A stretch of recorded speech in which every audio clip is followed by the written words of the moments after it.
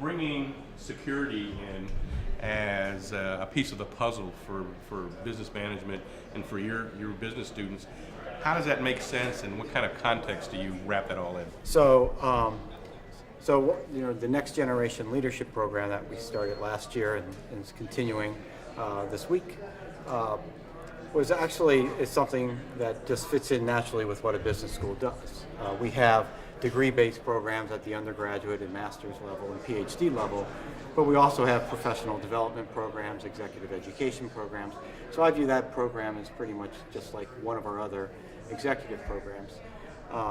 But the real reason it makes sense for us to do this is we started an initiative about a year and a half ago, actually a little before that, called the Risk and Uncertainty Management Initiative.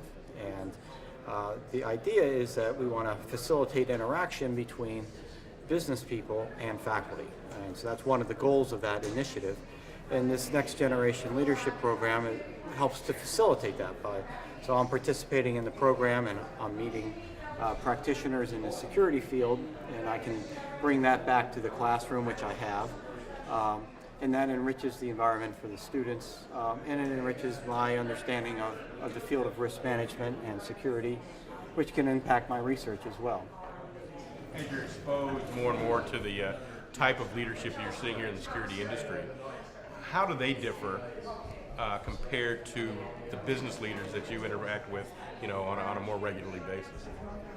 I actually don't think the characteristics of the top leaders that I've met in the security field probably differ that much. If you look at the three people who presented yesterday at the Next Generation Security Leadership Program, Dave Commandant, we had Randy Harrison, and for Microsoft, Mike Howard. The three of them, I think, illustrated probably characteristics of what most top leaders characterize. It was clear they all have developed a sense where the people that work for them and around them trust them. And I think that's probably the most important characteristic of a leader, a business leader. But what really struck me about all three of them is there was a humbleness about them, that they wanted to learn more, and they were willing to share and collaborate with other people. And sometimes I don't see that quite as much in some other business leaders, but that was evident in all three of them, and it was a characteristic that I really liked. What recommendations would you have to a leader after they've gone through the SEC program? Probably to be like those three people and have those characteristics. To elaborate a little bit more, I think one of the themes of that program was trying to encourage people in the security field to demonstrate their value that they bring to the organization.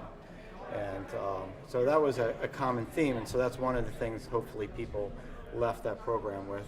And that's something that Mike, Randy, and Dave all do, and they all emphasize. So I think that's something in particular that I would hope people left with.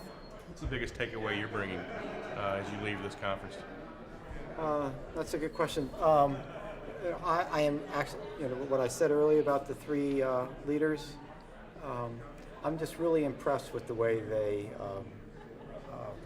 they manage themselves and the people around them. And I was able to talk to some of the people who work for them, who were participants in the Next Generation Leadership Program.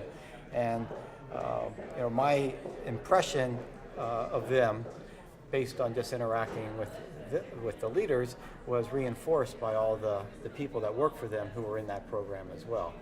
So that's probably one of the main impressions or takeaways I have is there's a lot of really good people in this area. The other impression is sometimes I sense people in the security field lack confidence, and that's something that needs to be overcome. I think there's a desire to be part of the business more so than maybe they feel like they are, And by demonstrating their value, I think they can overcome that.